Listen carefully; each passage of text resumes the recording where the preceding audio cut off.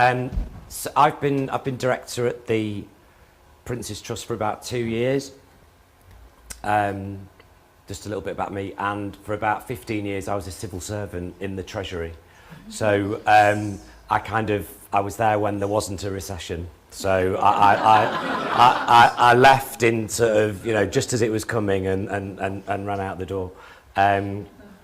So I lead a team of youth workers, basically, about 200 of them across London, South East and the South West of England, and together they support about 12,000 young people a year.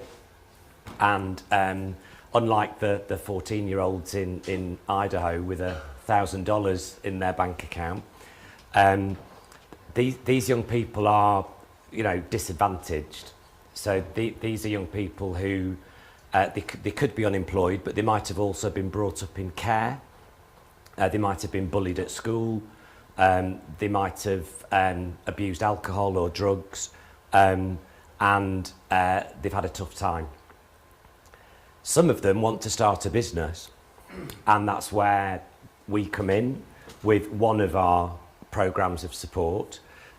Some of them are nowhere near to starting a business and would never want to start a business, and we help them, enrol in a college course, or to get a job at Tesco or Waitrose or Balfour Beatty or something. But a bit of what we do is there to support young people start a business. So last night we had I was just saying to Henry, we had our sort of annual Oscars ceremony just around the corner in Bloomsbury to celebrate the achievements of some of the most outstanding of those young people over the last year. And there was a young woman called Jade Haynes who won the Enterprise Award. So she was the most outstanding young entrepreneur in our bit of the country.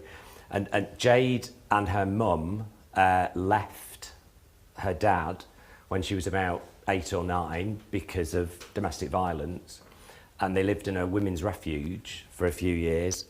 Her mum subsequently died about 5 years ago, and she started, Jade, to abuse alcohol and was bunking off school and college, and found the Prince's Trust about 2 or 3 years ago.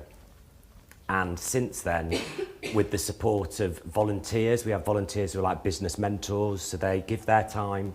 And there's a fantastic one called Mary who met Jade and helped her start a business, which is now running, called Usual Suspects. And it's supported about 3,500 young people in London through counselling. So Jade herself has now got a team of youth workers who counsel other young people. She's a competitor, actually. She's actually set up something that's like a competitor to the Prince's Trust, which is quite funny.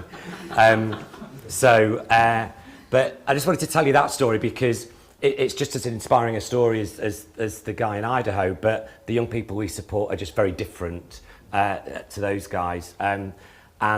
Getting celebs to invest in a business idea when you're 14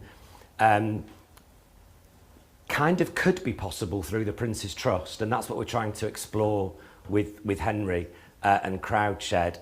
It's really early days.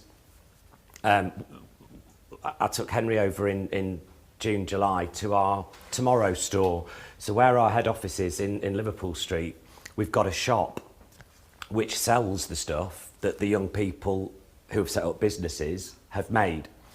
And it's pretty fancy stuff, isn't it? There's fancy furniture, there's chocolates. Again, chocolates is a theme. There's greetings cards. You'd kind of expect that. There's clothing. But all of those products are pretty high-end products that our young people are now selling through a shop where a load of people who work in the city, they go to Pret or eat and get their coffee, and then they walk past and there's this shop, and it does pretty well at Christmas. So if you want to go and buy some stuff, that our young people have produced, come along to Eldon Street between Moorgate and Liverpool Street, and it's nice. It's a competitor to that Oliver Bonas type shop. It's like one of those. They're not happy. What we're trying to do, though, to progress those entrepreneurs is we've given them an info pack about CrowdShed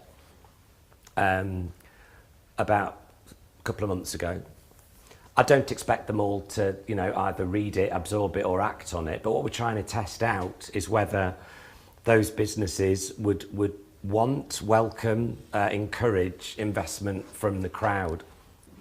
I think logistically for us and those young people, that could be tricky. I think the use of celebrities actually could be, which is what I was saying earlier, could be the way to do it. So we've got celebrity ambassadors at the Prince's Trust like Benedict Cumberbatch, you know, Pixie Lott, Emily Sandé, Jamal Edwards, who set up SBTV YouTube channel, made a mint a few months ago by selling that business. These guys all come and do events with us. They come and, you know, hand out awards. Jermaine Defoe did it last night, and a few others.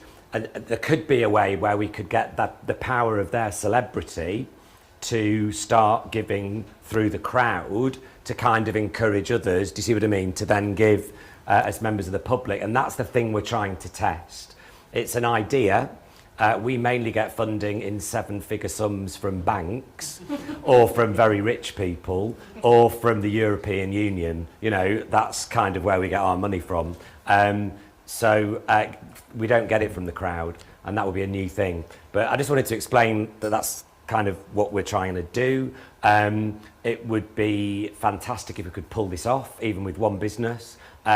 So I'd be interested to get your thoughts on that later. Thanks.